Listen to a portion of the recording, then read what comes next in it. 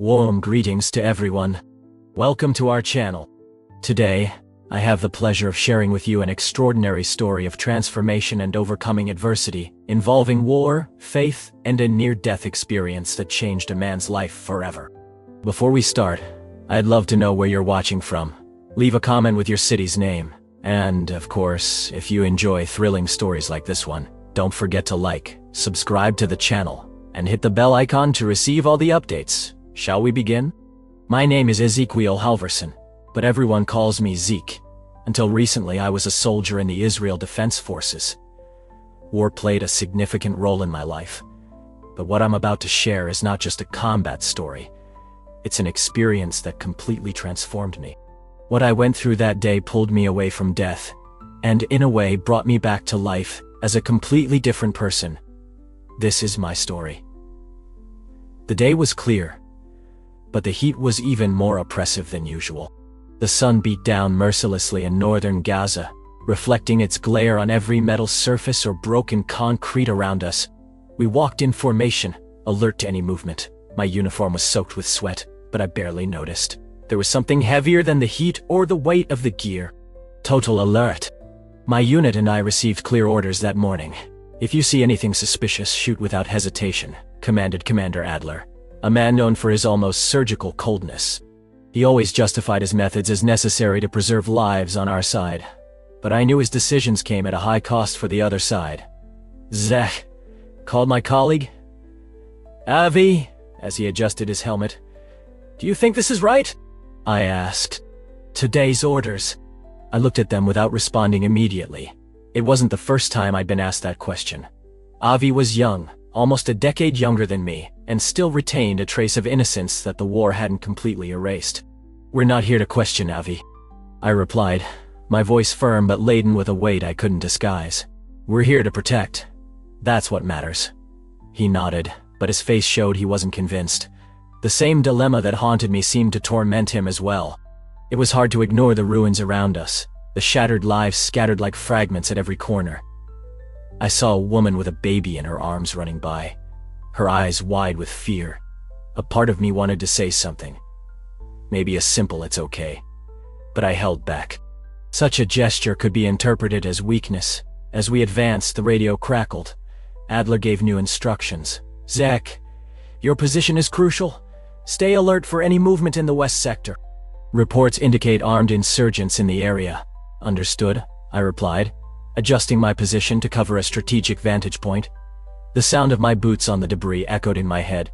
I tried to concentrate, but my mind kept recalling conversations with my mother when I was still in Detroit. She always said, "War destroys more than cities, Zach. It destroys souls." At the time, I thought she didn't understand what it meant to fight for something bigger. Now I wasn't so sure. Something in the distance caught my attention. A man was walking slowly, carrying something in his hands. I couldn't see clearly. He seemed hesitant, which was suspicious, but it could also just be fear. My military training kicked in. I raised my weapon and aligned the sight. "Man in sight, 200 meters, carrying identified object," I murmured over the radio. Adler responded immediately. "Proceed." My finger was on the trigger. I took a deep breath, adrenaline taking over. My mind went blank for a moment, as it always did before a shot. But something didn't feel right. I hesitated for a second, and that's when everything changed. That moment seemed frozen in time. My eyes were fixed on the man in front of me. But my mind wandered in 1,000 directions. I had clear orders, perfect training, and a mission to accomplish. But there was something about the man's posture that made me uneasy. He was holding something in his arms, pressed against his chest, but it didn't seem to be a weapon. Maybe it was a package, maybe something else, maybe nothing. My finger trembled on the trigger. "Fire! Zach!" Commander Adler's voice sounded clear and cold over the radio. "You're compromising the mission." I knew what I had to do. It was what I had trained for years. All the hesitation. It was a risk, and every second increased the chances of disaster. But something inside me fought against it. At that moment, I felt a crushing pressure dominated my chest, as if two invisible forces were at odds. I wanted to believe it was just the heat or the tension, but deep down, I knew it was something deeper. Before I could decide what to do, I heard a sharp crack. The pain was immediate, burning, as if a flame pierced through my shoulder. My whole body tensed, and the weapon fell from my hands. I looked down and saw the blood spreading across my uniform. My heart raced, and the sound of the world around me began to fade. Zek was hit. "We need help," someone shouted. I couldn't identify who it was. My vision blurred, and my legs gave way. The fall seemed endless. I remember feeling the cold, rough ground against my face before everything went dark. When I woke up, I was no longer there, or at least, that's what it seemed.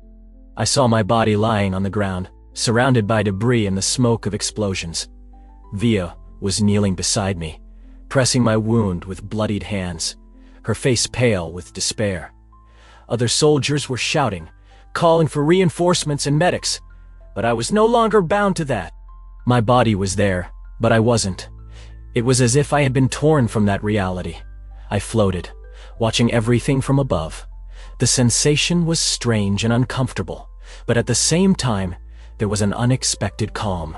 The sound of the weapons, the cries of pain. Everything seemed distant, as if I were hearing through thick glass.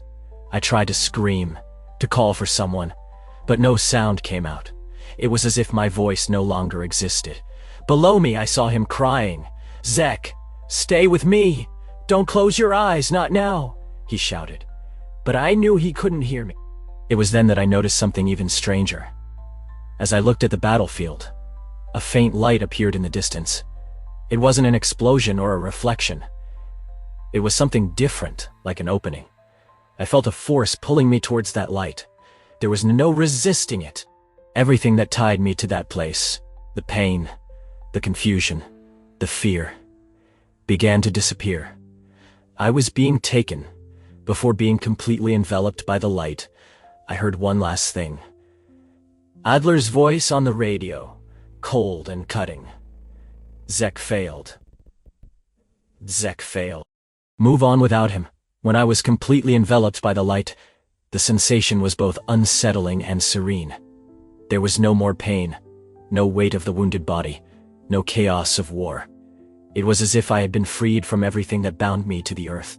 But what replaced that void was something impossible to describe. A mix of peace and curiosity, but also of confusion. I floated. There was no ground beneath my feet, but I didn't fall. The battlefield continued below me, like a scene frozen in time. I saw my body sprawled on the ground, the pale skin contrasting with the dark red staining my uniform. Via was kneeling beside me, murmuring something I couldn't hear. His eyes were full of tears, and I had never seen him like that before. "Zeke, please, don't give up," he repeated, his voice now clearer, as if breaking through an invisible barrier. I tried to respond. "Via, I'm here, I'm okay." But the words didn't come out. It was as if my voice didn't exist in that state. I reached out to touch his shoulder, but he didn't react. My fingers passed through the air as if I were made of nothing. Then I noticed something even stranger. There was another force around me besides the light. A kind of darkness danced at the edges of my vision, something that didn't belong to that moment of serenity. It was a feeling that I was being watched, as if something was patiently waiting in the shadows. The scene began to change. The battlefield below me slowly faded away, like a painting being washed away by rain. I felt a pull, as if I were being taken somewhere else. Is this death? I thought. But at the same time, I knew it wasn't an end. It was something more. I was drawn into a space that seemed infinite. Everything was dark, but in a strange way. It wasn't frightening. It was a comfortable darkness, almost protective. There was a peace there, something I hadn't felt in a long time. My mind was clear, and for the first time in years, there were no dilemmas, orders, or fear. Just silence. I kept moving. Or maybe it was just the sensation of movement, since there was no landmark. In the distance, a light appeared again. This time, it was larger, more intense, and I knew I had to reach it. It wasn't a choice. It was a calling. As I moved forward, a new sensation began to manifest. Doubt. Part of me wanted to believe that this place was paradise, but another part, still marked by the weight of guilt, whispered that it could be something entirely different. My heart, or whatever it was in that state, began to beat faster. The tunnel seemed endless, but each step became lighter. The weight of my armor, my weapons, my uniform, all had vanished. I was no longer a soldier. I was no longer Zek Halverson, defender of a sacred mission. I was just me, and for the first time, I questioned myself. Who am I, really? The darkness around me was dense, but not threatening. There was a strange familiarity, as if I were returning to a known place, though I couldn't remember from where. The tunnel ahead seemed to pulse gently, as if it were breathing. Each step I took, or perhaps the sensation of being carried, brought me closer to the bright light at the end. As I advanced, I realized that the silence around me was more than just the absence of sound. It was a complete void, as if the entire world had stopped to watch my journey.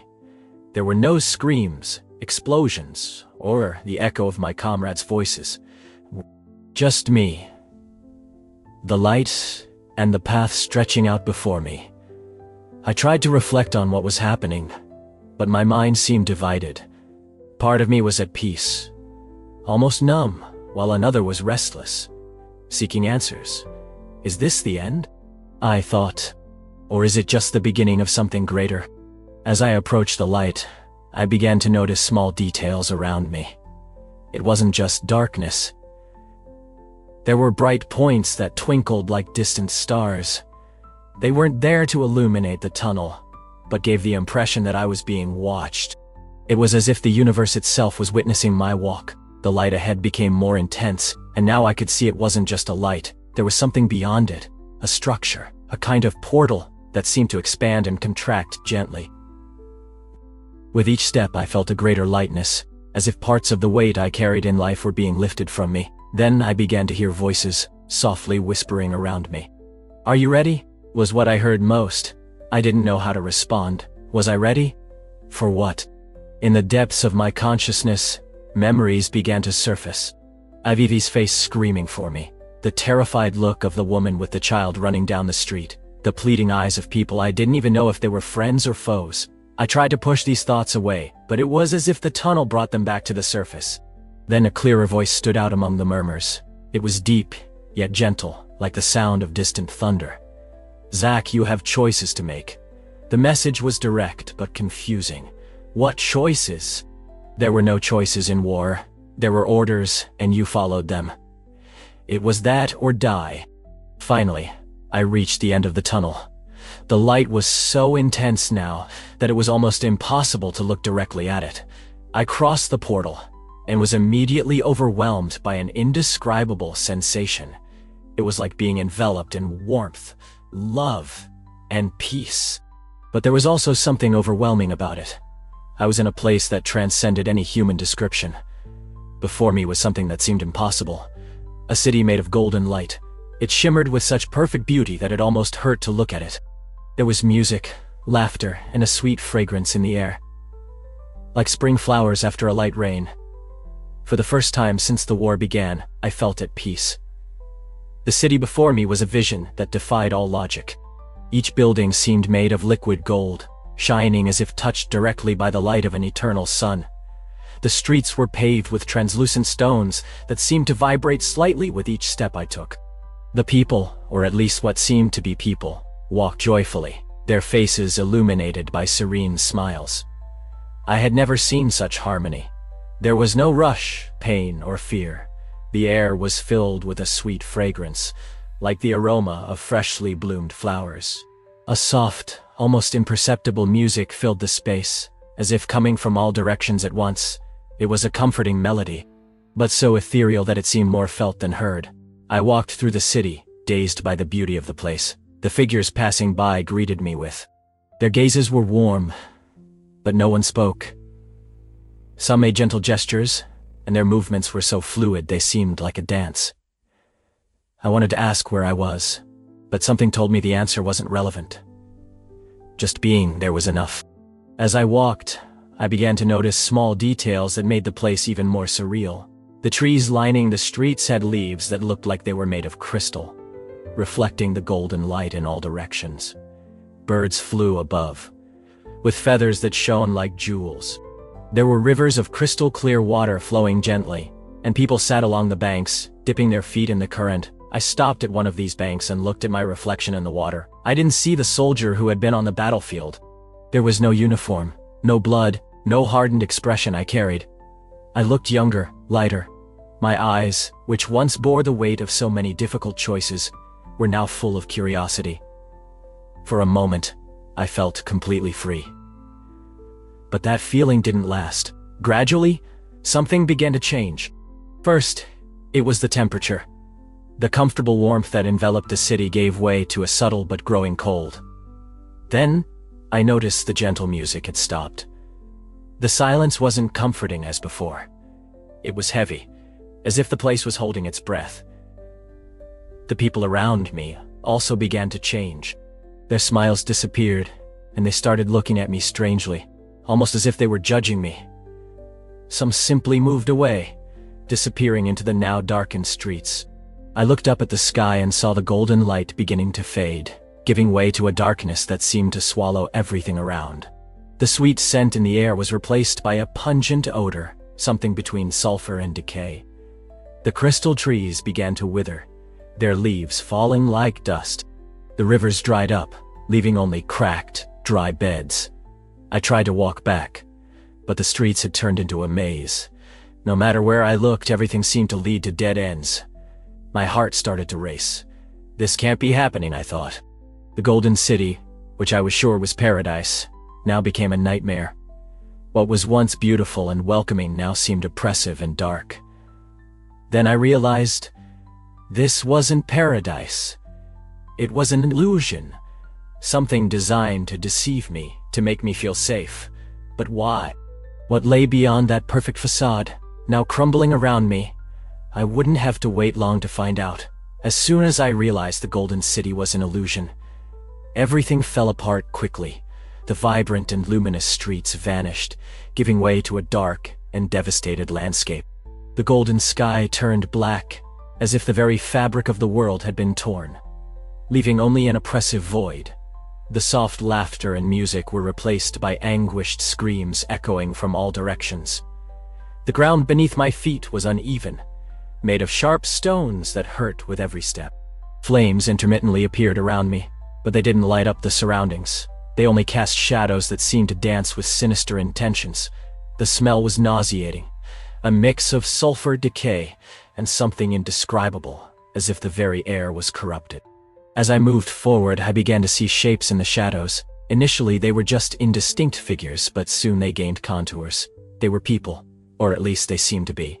Some were bent under an invisible weight. Others screamed, while others just looked at me with empty eyes. I recognized some faces, soldiers who served alongside me, civilians I saw on missions. And then the ones who were more familiar. Zeke. The voice was low but sharp. I turned and saw Avi, my unit companion. But it wasn't the Avi I knew. His face was marked by wounds that didn't exist before, and his eyes carried an indescribable pain. He looked at me as if he wanted to say something, but his mouth opened without making a sound. The sight of him paralyzed me. Then, another figure emerged from the darkness. It was a man I recognized immediately. He had a wound on his chest, the exact spot where I had shot him months ago during a mission. His expression wasn't of hatred or vengeance, but of deep sadness. He just watched me, and that was worse than any accusation. Then, I heard a soft, almost imperceptible sound, the cry of a child. My heart tightened. I knew what was coming, but I didn't want to believe it. The figure appeared before me. It was Aitan, the boy who had died during an operation. He was holding a broken toy in his hands, and his eyes were fixed on mine. There were no words, just the deafening silence of his presence. "Why, Zeke?" His eyes seemed to ask without him needing to say a word. I knelt down. I didn't want to. I tried to speak, but the words got stuck in my throat. How could I explain something that I didn't even understand myself? The war justified my actions, but at that moment, everything felt empty and meaningless. As I remained kneeling, The environment around me continued to transform. The shadows grew denser, and the screams more intense. It was as if the place was alive, feeding on my despair. The guilt I carried seemed to take shape, enveloping me like invisible chains. It was then that I realized I wasn't there to be punished by something external. All of it, the flames, the screams, the figures confronting me, was a reflection of myself, of the weight of my choices. I was in a hell, but not in the literal sense. It was a place created by my own soul, by the sins I carried and the lives I took. From the shadows, a new figure emerged. His presence was different, almost opposite to everything around. He didn't shine like a golden city, but his mere presence brought an unexpected calm. His eyes were deep, as if they contained the wisdom of ages, and his face expressed an indescribable serenity. "Zeke," he said, his voice echoing above all the chaos, "you are here because you need to understand. It's not punishment, but self-awareness. Face what is inside you." It was Jesus, or at least, the figure I associated with him. His words pierced through my defenses, hitting me directly in the soul. There was no judgment in his tone, only understanding. He extended his hand, and in that instant, something changed within me. The weight of the chains began to lessen, and the shadows around me seemed to retreat. But I knew the journey was far from over. There was still much to face, much to understand. The presence of that figure, Jesus, or whoever he was, seemed to interrupt the chaos around me. The flames ceased, and the screams that filled the air began to dissipate like smoke. The darkness that enveloped me didn't disappear, but became less oppressive. As if controlled by the serenity of that being, he approached me with firm, yet calm steps. His eyes were unlike anything I had ever seen, a mix of strength and compassion, as if he understood everything about me without needing me to say a word. "Zeke," he began, his voice sounding like a gentle thunder. "You are here because you need to see, need to feel. It is not punishment. It is truth." Those words echoed in my mind. I was still kneeling, unable to rise, unable to face him directly. My hands trembled, stained with the blood that seemed to have followed me there. "Why? Why me? What is this?" I finally managed to ask, my voice broken by confusion and guilt. I was just following orders." He tilted his head slightly, as if pondering my response. "Orders," he repeated, his expression without judgment. "And do you believe that justifies everything you did? That it erases the pain you caused?" I tried to respond, but the words refused to come out. Instead, memories began to flood my mind. I saw the faces of the people I had hurt. I heard the screams, felt the weight of the trigger on my finger. Each moment seemed more vivid than when it happened. "I had no choice," I murmured, my voice almost a whisper. "I did what I needed to survive." He knelt to my level, his eyes never leaving mine. "You always have choices, Zeke. Even in the most difficult situations, there are choices. But the real question is not what you did. It's what you will do now." Suddenly, he extended his hand, and a scene began to form in the air between us. It was as if the very space had transformed into a mirror, reflecting moments of my life. I saw my military training, my early days as a soldier, the moments when I followed orders without question. But I also something more. The people who were impacted by my actions. Their lives, their families, their stories that I had never considered. One of the scenes hit me hard, the operation that resulted in the death of Aitan. The boy I saw before, there he was, running through the streets with something in his hands. A toy, I realized now. I had shot because I thought he was carrying a weapon.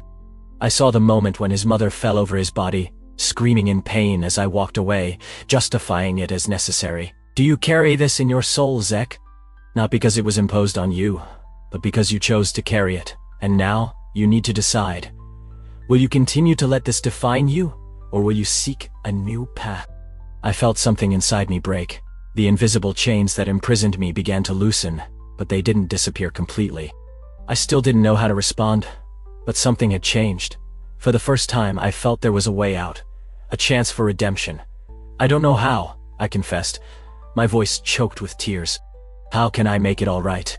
He placed a hand on my shoulder, and a comforting warmth spread through my body. "The path is not easy, but it is before you.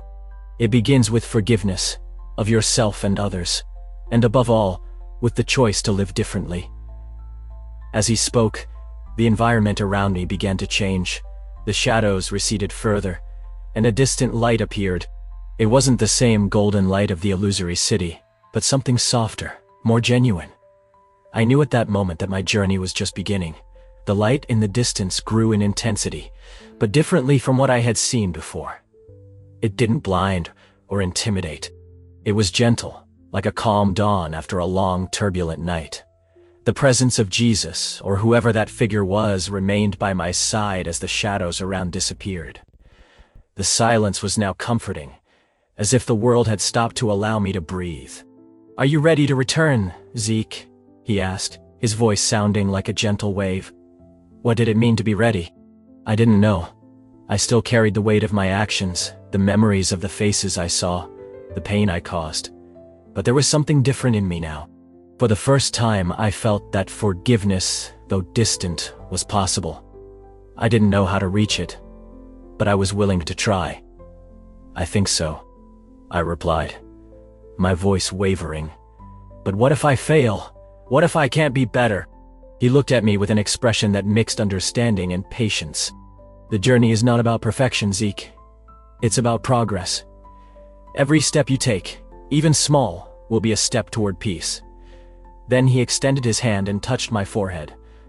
A sensation of warmth spread through my body, and suddenly, I felt as if I were being pulled back, as if I were falling. The tunnel of light disappeared, and darkness enveloped me again for a moment. But this time, it wasn't frightening. It was like a space of transition. Sounds began to penetrate the darkness, voices, metal noises, hurried footsteps. The pain in my shoulder returned, intense and sharp, pulling me out of the state of calm. I opened my eyes and was greeted by a blurry vision, an improvised canvas ceiling above me, lit by a dim lamp. "He's coming back!" I heard someone shout. The voice was Avi's. He was beside me, holding my hand tightly. His eyes were full of relief and tears. "Zeke, you gave us a scare, man," he said, trying to smile, but his voice still trembled. "I thought we lost you."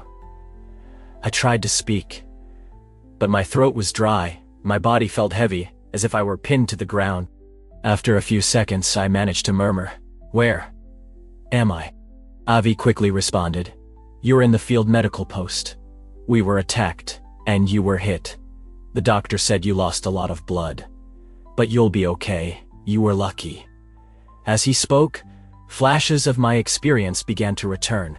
The Golden City, the hell, the figure of Jesus, his words. Everything seemed both real and distant, like a dream that still left marks. I looked at my right hand and remembered his touch in the tunnel, as if the sensation was still there. "Avi," I began, my voice weak. "I saw things. I was in another place."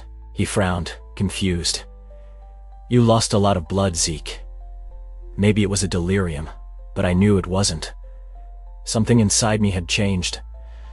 I could feel it, even if I couldn't yet put it into words.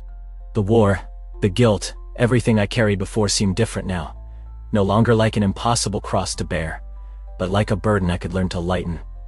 The doctor entered the tent, interrupting our conversation. He assessed my condition and said I would need time to recover, but that I would survive. As he spoke, I kept thinking about the "No, by our side" words of Jesus. The journey begins with forgiveness. I didn't know how to start this journey, but I knew I had to try. Something inside me told me that my true mission was just beginning. Waking up in that medical tent was just the first step to returning to daily routine. Still at the military base, while my body was recovering, I began to understand the depth of the internal transformations that had occurred. It wasn't just my body that needed healing. My soul was marked by scars deeper than the bullet that hit my shoulder.